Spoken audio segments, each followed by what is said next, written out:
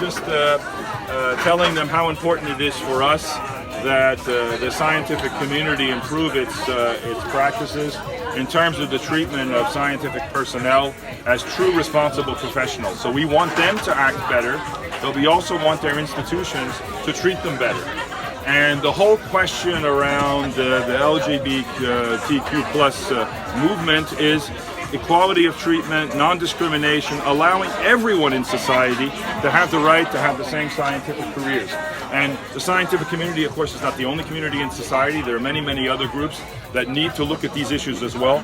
But we believe as EuroScience, since our mission is to look at how scientists can be acting as responsible professional members of society and not living in a bubble outside of society, disconnected from all ethical considerations about what has to be done in society, on the one hand. And on the other hand, once we, the scientific community, have become more reflexive about who we are and what we do, to then talk to society about what we contribute as scientists, what is our added value as scientists to society. Those are our two missions. And so I think what we need to do is to really look at that in a very profound way.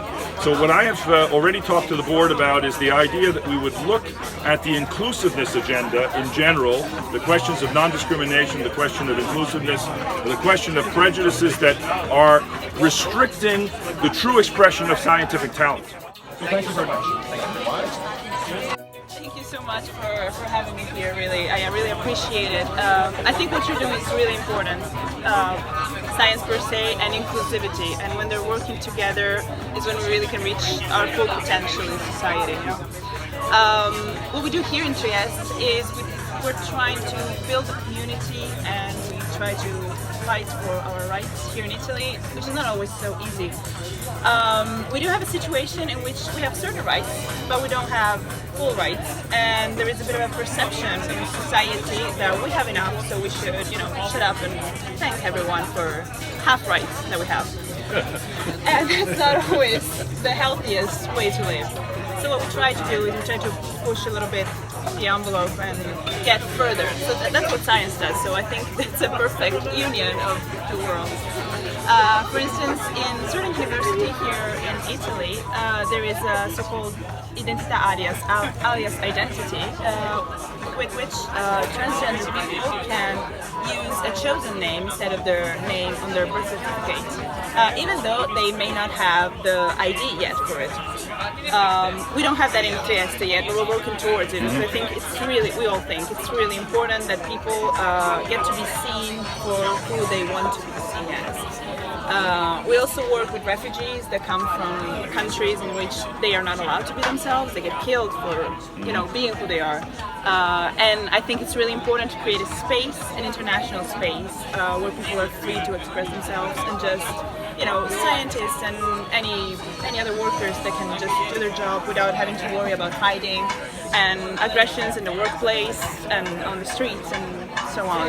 So I really appreciate this initiative, and I think it is really fundamental that we keep fighting all together, LGBTQ people and allies all together, to get to a place, to a world that we're really proud to live in. So thank you. Really. Thank you. Thank you. I'm really wondering whether we here in Europe cannot up our game, also in the research community, so that every LGBTQ scientist feels truly included. And not only maybe in Trieste or in Leiden, but also for instance in Poland, where there is now a fierce anti-LGBT campaign across society. And I think we should show solidarity with our LGBTQ fellow researchers there. We've discussed already, and we'd like to talk with the Leiden team who are arriving, is that we would like to see one person in the ESOF organising team for Leiden who is the go-to person, say, for inclusiveness or LGBT issues.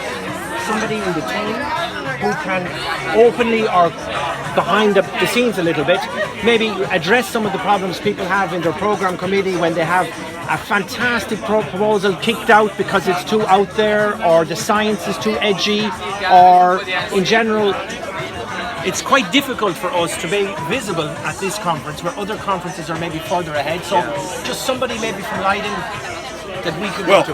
Yes. New format for ESOF will be a multi-site format. Okay. With with management of the program committee and management of the organization of the program from the EuroScience office in Strasbourg.